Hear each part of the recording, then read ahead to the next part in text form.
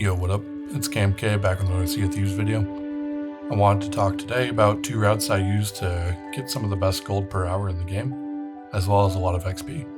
The routes I'll be showing give up to about 250,000 gold per hour if you're a solo, and 350,000 gold per hour as a duo if you're efficient and have some good RNG. I know there's some methods with orbs that can get more gold per hour. Honestly, it's not by that much, and the XP gains are a lot worse, which I'll show in a minute. The route I chose starts at Plunder Outpost. You can either naturally spawn there or dive to the Cursed Rogue Telltale. Then if you're a solo, you can do circles of the Shrine of Tribute, Ancient Gold Fortress, and Lookout Point Skeleton Camp. There are a couple of reasons for this. Skeleton Forts, Shrines, and Skeleton Camps are all balanced to give around 20,000 base gold each. The camps are nice because it's all for one faction and only one item. So with grade 5, that's 50,000 gold. The Sea Forts and Shrines give a variety of loot, which is great for leveling each company, but that means some of your loot won't get a multiplier unless you run Guild or Reaper Emissary. However, the XP gains from Forts and Shrines far outweigh the XP from an orb. When I compared selling an orb at grade 3 gold hoarders and selling the loot from a Sea Fort at grade 3, I actually gained 3.4% more of a level in gold hoarders with the Sea Fort than I did with the orb. On top of that, I also gained 12.2% of a level in Order of Souls and 11.4% of a level in Merchant. This came out to a total of 50.3% of a level, distributed over the 3 companies for the Sea Fort, and just 23.3% of a level for selling the orb. If I was at grade 5, I would have gotten 63.5% of a level from one fort, spread throughout the 3 companies, and 34.9% of a level from the orb for one company. So the orb is 55% as effective as a Sea Fort for leveling up. Shrines are pretty similar to Sea Forts in the amount of gold and XP, but they're nice because they give a lot of gems which can be used for leveling any company. You can also find Horn of Fair Winds in them to help you towards that combination, and the Chest of Ancient Tributes, which is another combination that you need. The reason I chose this section of 3 events was because they're all close together, near an outpost, and the shrine is one of the fastest to complete if you know the route. There are actually 2 different speedrun skips that you can do in this shrine to save a bit of time, both for the same spot. Normally, you have to hit some mermaid statues and do a certain configuration to get the water to rise to this platform, but you can either walk up the coral, which is a bit inconsistent and easy to fall off, or you can do 2 sword lunges to make it across to the next part of the shrine. With the second lunge, just make sure you're walking forward right before your lunge. It gives you a little bit of extra speed needed to make it to the ledge without bouncing off of it. My last tip to save a bit of time is for the skeleton camps. As you walk in, you're going to see 3 symbols facing you, but these aren't the correct symbols that you're going to need to light with the beam. However, they can tell you what symbols you will need. If you see an owl, it's going to spin to become a bat. If it's a bat, it's going to spin to become an owl. The same goes with tiger, or panther, or whatever it is, and butterfly as a combo, and fox and spider as a combo. You can remember this because the owl and the bat star pattern is pretty similar. And then I think of a tiger butterfly, which is pretty common in central and eastern United States. And then fox and spider are just the last 2, so they go together. Then the only way to make these camps faster is just to know the locations of the constellations in relation to one another, so you know which way to rotate the stargazer. Finally, just kill the waves of skellies pretty efficiently. I use the kegs in each of the later waves to kill a chunk of skeletons, and then use a cannon on this one to kill the boss instead of a keg. Also, the skeleton camps can be a nice addition to the route, because there's a chance of random loot spawning on the beach, as well as skeleton captains and bottle quests, which can be amazing for gold and XP, which is also something that the shrines and sea forts don't offer. If done correctly, solo it should take about 30 minutes to do a full loop of these 3 events, and by the time you've completed the 3, the first one is up and ready to go again. Meaning every hour you can get 2 orbs, 2 shrines, and 2 sea forts worth of loot. Now the question is, what emissary should you run? In my opinion, the best options are either Guild or Gold Hoarder, depending on what your goals are. Guild is nice because it levels everything up more evenly, and every loot item gets a bonus. However, that bonus will be lower than what you would be getting on any gems, gold hoarder loot, and your orbs because the grade 5 flag caps out as 75% bonus per item, where the gold hoarder flag gives you 150% bonus on all of these items, but then no bonus on the Order of Souls items, or the merchant loot. Another downside of Guild is that once you hit grade 5, which usually happens right at the end of 2 laps, you'll be marked on the map for others to see, so you might become a target. When I did a test run, I actually earned more gold with the Gold Hoarder flag than I did with the Guild. Doing this route solo as a guild emissary, I earned 233,000 gold in an hour. And when I ran gold hoarders, I earned 246,000 gold in an hour. This makes sense because the orb is worth more with the grade 5 gold hoarder flag. And at Sea Forts, you get 78 gold hoarder items from the different vaults, compared to 5 merchant items and around 4 skulls, as well as a gem, which you'll get more of a bonus on. And then the shrines, you have a guaranteed chest of tributes, as well as a good amount of gold hoarder loot and gems that will all be worth more. You can also get a Horn of Fair Winds, which isn't really worth that much anymore, but it can still be sold to any faction, so that again would also be worth more as a gold hoarder emissary. After this hour as a gold hoarder, I earned almost 3 levels for the gold hoarders, almost a quarter of a level for the merchants, so that didn't get a ton, and then over half of a level for order souls. So in total, about 3.5 levels. You could also run Reapers, but you spend half of your time underwater or underground, so it's kind of risky, and the sail over to Reapers and selling is a lot slower than going to the Outpost and the Sovereigns, which I'll talk about later on when I talk about my duo route.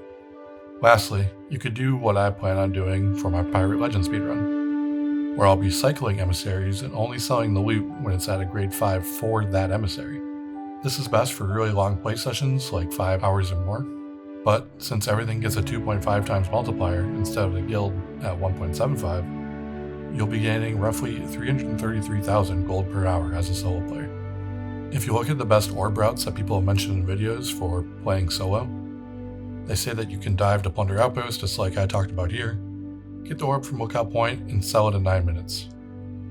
This is true, but what they don't realize is that since you never completed a tall tale that you voted for to get to Plunder Outpost in the first place, you have to finish waiting out that 10-minute timer. That starts when you surface for when you can dive to go get another orb, meaning at best, you can realistically only get about 5 orbs per hour if you dive the second it becomes available to you, and then spend the minute or 2 that it takes to dive and resurface. This gives you 250,000 gold per hour, which is about even with what I'm earning as a gold hoarder emissary in my route. But the orbs only give about 1.75 levels per hour compared to my 3.5, which is exactly twice as efficient. Also, getting your grade 5 flag is baked into my route, meaning you don't have to do something else that's less efficient just to get your flag level up first, since the orbs don't really level up your flag very much. The best orb strategy I have seen is getting a full galleon and leaving every player at a camp.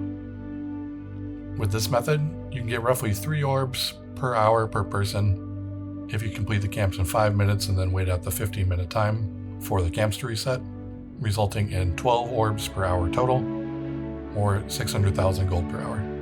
This is all well and good, but the leveling isn't as great as you would think, and my method can be scaled up with more players as well, and as you're going to see, the solo orb method isn't as good as my solo route, and my larger crew methods scale almost as well as the multiplayer orb strategies. As a duo, you can do a very similar strategy, but this time it comes in 3 stages. We're going to be adding Old Brownstone Fortress and the Shrine of Ancient Tears to the circle for our route. We do have to do more locations this time because with 2 players we'll go too quickly for the previous route and they won't reset in time if we take that route. Each one takes 15 minutes to start up again after it's been completed and the players left the region. So if we circle back 5 to 10 minutes later, we're just going to have to wait. This route is a little bit more complicated, but once you understand it, it's nice and easy. I'm not a good animator, so I'm just going to sort of act everything out in Photoshop to at least have some sort of visual for you guys. As I was saying about the stages, the first stage is your first lap. This time through, you're going to sail close to the Shrine of Tribute, have player 1 shoot over to the shrine and swim down, while player 2 heads to Ancient Gold Fortress. Player 1 should finish before player 2 is done at the fort, so once they get back to the ship, they can immediately leave and start heading to Lookout Point to work on the skeleton camp. Once player 2 is done and stacks the loot on the edge of the sea fort, they can head back to the ship and start sailing to the next sea fort. While they are working on that, player 1 will finish up the skeleton camp, place the orb on the dock, come back to the ship, and sail to the Shrine of Ancient Tears. Player 2 is going to finish the sea fort, stack all the loot on the side, head to the ship, and then take the ship from the shrine and start sailing back to the first shrine. Player 1 will complete the Shrine of Ancient Tears, and thus completing stage 1. This stage took us about 30 minutes, but it could have been a bit faster because I was rusty on the Shrine of Ancient Tears, but overall, it was a pretty good time. Stage 2 is basically the same thing, except this time, you're grabbing loot from the first time around. So, as player 2 pulls up to the first shrine, player 1 should be coming back to the ship. They can jump in, interact with the mermaid, and swim down to complete the shrine again. Player 2 will harpoon the loot, sail over to the sea fort, harpoon the previous loot from the sea fort, and start working on it. When player 1 comes back after completing the shrine, they're going to sail to the skelly camp, and they can harpoon the previous orb from the dock and head down into the camp. Player 2 will come grab the ship again, heading to the second sea fort.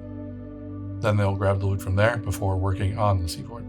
Player 1 will come back, head to the last shrine, grab the previous loot from that shrine, and then swim down to complete it again, thus completing stage 2. You can repeat stage 2 as much as you like. In fact, that's the best way to keep your gold per hour high. This stage took us 31 minutes, but again, always could have been a bit faster. Stage 3 begins when you're ready to be done and complete one last lap. Before you start this last lap, when player 2 comes back from Old Brimstone, player 1 should be close to finishing the shrine, so it's best to wait for them, grab the loot now, and then head back to the very first shrine. Now, since you need to collect the loot after each event because you won't be coming back around, the fastest way to do that would be to collect the previous loot from the Shrine of Tribute, have player 1 swim down to complete it again, while player 2 heads to the sea fort and grabs the previous loot there. Player 1 will finish the shrine, head back to their ship to help with the fort, complete the fort and load up all of the loot this time, then head back to the shrine just to grab the loot, and then make your way to the skeleton camp. Once you're nearby, have player 1 shoot out to the skeleton camp, ignoring the previous orb that was on the dock, while player 2 heads to the second sea fort.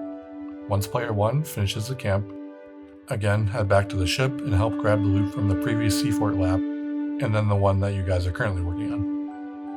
Finally, head back to Lookout Point, grab the 2 orbs, and then you can go sell. We don't do the final shrine in this route, because while you're down there, the other player would just be sitting on the ship waiting the entire time, whereas in the previous route, you would already be halfway done by the time they get there, so they really don't have to wait that long. In total, this stage took us about 38 minutes, so it is a bit slower because you have to go back and grab all the loot. And it only hits 4 of the events instead of all 5. Again, it can always be faster. There was a bit of confusion between me and my teammate about who was supposed to be doing what at certain points, so I think we could definitely get this time down. The reason I say don't run Reapers is because, as a duo, we did this as a Reaper for the event running right now, where Reapers get a bonus 50% gold and reputation. It took us 25 extra minutes to sail up to Reapers and sell everything, because you get so much loot, and even with 2 players, it takes forever to sell there. You are also more likely to run into players if you're a Reaper emissary, because they can see that you're farming a lot of gold down in the southern part of the map, and that can cost you more time having to fight them off. In total, we earned a little over 1 million gold in around 2 hours, but if we had just gone to an outpost, we would have saved a good 20-25 minutes. If we were running guild instead of Reapers, and weren't getting that bonus loot because of the Reaper event going on right now, we would have gained 489,000 gold in just over an hour and a half, resulting in 296,000 gold per hour. However, as we found out, gold orders earn more gold than a guild. So if I use that same ratio of gold hoarder gold to guild gold that I earned last time, I would have gotten around 313,000 gold per hour with this method as a gold hoarder emissary. I also believe that we could have completed it in an hour and a half instead of an hour and 39-ish that it would have taken to sell at an outpost if we really focused the entire time and did this route again since it was our first time doing it as a duo, resulting in almost 350,000 gold per hour as a duo. Now, I have not tested any routes on a brig or a galleon, but considering I was able to complete 6 events solo per hour, 10 events as a duo per hour, I would assume I could complete around 14 events on a brig per hour and up to 18 events on a galleon per hour with a similar strategy of dropping players off to complete events while one player sails to the next one. You again would need to use a larger route at this time because The previous set of 5 events wouldn't reset in time for larger crews. But there's a route to the north that is almost as good. Starting at Daggertooth, which is another outpost that you can dive to, sail to Blind Man's Lagoon Skeleton Camp, the Shrine of Hungering, Trader's Fate Fortress, the Treasury of the Secret Wilds, Picaroon Palms for the Skeleton Camp, Shrine of the Coral Tomb, and lastly, Royal Crest Fortress. This would work great on a brig. In a galley, you might be able to make it back to the start of the route as it's resetting, but I haven't tested the timing on these to be sure. If it is too fast on a galleon, you can always stop at Daggertooth after each loop just to sell loot, and then the skeleton camp will have respawned by then. If my estimations are correct, you could earn roughly 490,000 gold per hour as a brig, and 630,000 gold per hour as a galleon. However, a more realistic expectation would be around 400k as a brig and 450 to 500,000 gold per hour as a galleon. Just based on needing all 4 members to be efficient, it's more difficult to sail larger ships solo, the treasury can take longer than shrines, and the events will be scaled for larger crews, but you still have to complete them as a solo, so each one's going to take a bit more time. Let me know if anybody tries these routes, and let me know your results. I'd love to hear of other ways that you guys farm gold and reputation. I'm sure there are other methods, and I've seen people that use ones involving Fort of the Dam, the Burning Blade, or world event farming, but those can be a bit more dangerous and RNG heavy. This method seems to be better than most. It's safe, it's consistent, and you can do a lap in 30 minutes. It doesn't require a ton of setup like a Fort of the Damned. That's all for me today. If you want to see my solo run in its entirety, check it out on my channel. It's pretty boring, but it can give you a good walkthrough of how I do everything quickly. See y'all in the next one. Peace out.